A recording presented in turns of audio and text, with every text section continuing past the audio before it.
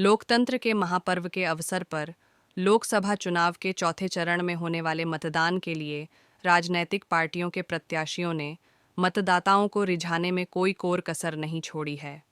वहीं जिला निर्वाचन आयोग ने भी मतदाता प्रतिशत को बढ़ाने के लिए कई विभिन्न प्रकार के जागरूकता के कार्यक्रम चलाकर लोगों अपने मतदान प्रतिशत बढ़ने के लिए हर संभव प्रयास किए, तो सामाजिक संगठनों ने भी अपने अपने हिसाब से लोगों को एकत्र कर शपथ दिलाकर कानपुर के लोगों को मतदान के लिए प्रेरित कर रहे हैं।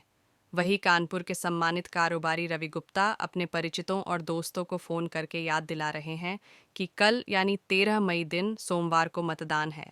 सभी अपने घरों से निकलकर अपने आसपास पड़ोसियों को साथ में लेकर सर्वप्रथम अपना मताधिकार का प्रयोग करें, उसके बाद दूसरा काम करें।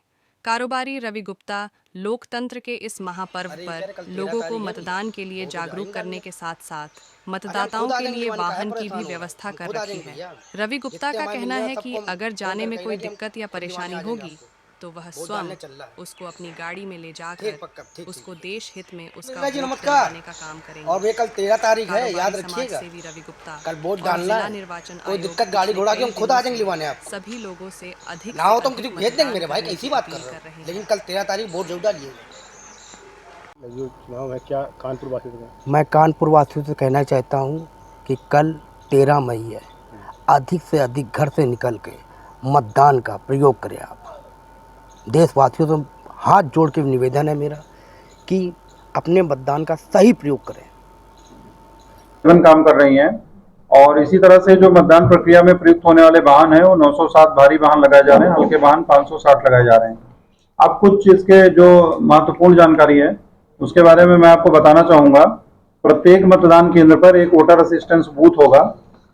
अगर किसी मतदाता को वोटर पर्ची नहीं मिली है और उसको ये वोटर लिस्ट में उसका नाम है तो वो वहाँ पे वोटर असिस्टेंस बूथ पे बीएलओ रहेंगे, जो अल्फाबेटिक उनके पास अल्फाबेट्स लोकेटर होगा, उसमें वो लोकेट करके बता देंगे कि उसका नाम मतदाता सूची में है या नहीं है। इसके अलावा भी अभी भी मतदाता जो वोटर हेल्पलाइन ऐप है उसको भी डाउनलोड करके अपनी मतदाता पर्ची भी उससे डाउनलोड की जा सकती है।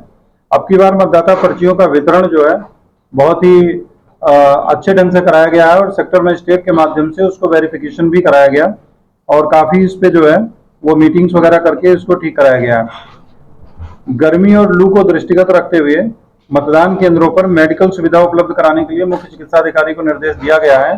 पीठासीन अधिकारी के पास मेडिकल किट होगी, ORS के पैकेट्स वगैरह भी जो है वहाँ पे मतदान केंद्र पर अवेलेबल रहेंगे।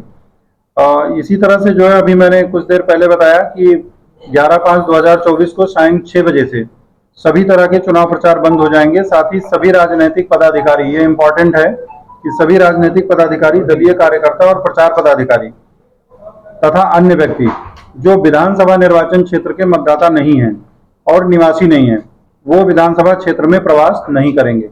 एक इम्पॉर्टेंट चीज होती है और इसी को ध्यान में रखते हुए हमारा जो पुलिस बल होता है वो जितने भी पब्लिक प्लेसेज होते हैं, होटल्स हैं, रेस्टोरेंट हैं, धर्मशालाएं हैं, उसमें इस तरह का अभियान चलाते हैं और देखते हैं कि कहीं बाहर के लोग तो नहीं रुके हुए हैं।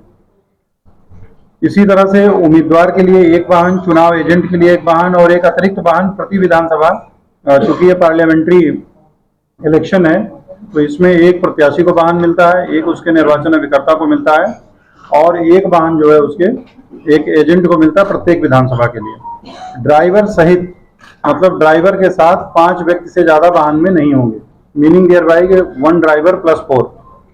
इसी तरह से यदि उम्मीदवार निर्वाचन क्षेत्र से अनुपस्थित रहता है तो किसी अन्य व्यक्ति को उसे आवंटित वाहन का उपयोग करने की अनुमति नहीं। मान लीजिए हम ये कहें कि हम बुखार हो गया या कोई बात हो गई, हमारी जगह पे ये जाएंगे, तो उम्मीदवार को जो आवंटित वाहन होगा या उसको जो अनुमति प्राप्त वाहन होगा उस पर कोई दूसरा नहीं जा सकता है। किसी उम्मीदवार, उसके एजेंट तथा किसी व्यक्ति द्वारा मतदाताओं को मतदान केंद्र तक लाने ले जाने के लिए वाहन का प्रयोग नहीं कर सकता है। लेकिन अगर किसी का अपना वाहन है तो अपनी फैमिली के लोगों को मतदान कराने के लिए ले जा सकता है। करना यह है कि 200 मीटर दूर उसको पार्क करना पड़ेगा गाड़ी और वहां से फिर उसको पैदल जाना होगा। इसी तरह राजनीतिक दलों के जो बस्ते हैं वो भी 100 मीटर से दूरी पर लगेंगे, उसको जो है 200 मीटर दूर पे लगेंगे और वहां पे एक मेज और 2 कुर्सी होगी। इम्पॉर्टेंट बात यह है कि एक वहां पे बैनर होगा केवल, जो 3 फीट बाई 1.5 फीट का होगा और किसी भी प्रकार का शामियाना या टेंट का प्रयोग जो है वो नहीं किया जाएगा। इन बूथों का संचालन करने वाले व्यक्तियों को जो है अपना मतदाता पहचान पत्र रखना होगा। ये नहीं कि उस पर कोई बाहर का आदमी आके बैठ जाए बूथ वो बस्तों पे, उसको अपना मतदाता पहचान पत्र वहां पे रखना होगा। और वहां पे किसी भी राजनीतिक सामग्री वाली किसी पर्ची का वितरण वो नहीं करेगा, सादी पर्ची जो है वो वितरित करेगा। मतदान केंद्र के दिन मतदान केंद्र पर मतदान केंद्र से 100 मीटर की दूरी के भीतर कन्वेंसिंग करना निषिद्ध है। कोई 100 मीटर के अंदर ये नहीं कर सकता कोई दलीय कार्यकर्ता कि आप चल के मुझे वोट करो या अमुक पार्टी को वोट करो, ये वो नहीं कर सकता है। मतदान केंद्र से 100 मीटर की परिधि में मोबाइल और कार्डलेस फोन ले जाने पर भी प्रतिबंध है। कभी कभी कुछ लोग त्रुटिवश लेकर के चले जाते हैं, तो उसकी व्यवस्था है वो गेट पर जो हमारा वोटर असिस्टेंस बूथ है वहां पे रख दें और जब मतदान करने के बाद लौटें तो फिर उसको वापस ले सकते हैं। किसी भी व्यक्ति से जुड़े जो सुरक्षा कर्मी हैं, खास तौर से वो मतदान केंद्र के अंदर नहीं जा सकते। 100 मीटर तक ही वो मतदान केंद्र 100 मीटर तक जा सकते हैं, उसके बाद नहीं जा सकते। जिसको भी सुरक्षा प्राप्त है उसे वोट देने के लिए अकेले जाना होगा। बस इसमें यह है कि जो Z+ सिक्योरिटी धारक हैं उनके लिए है कि एक आदमी सादे कपड़े में, उनके अंदर जो छुपा हुआ मतलब सादे कपड़े में छुपा के हथियार ले जा सकता है एक, वो भी मतदान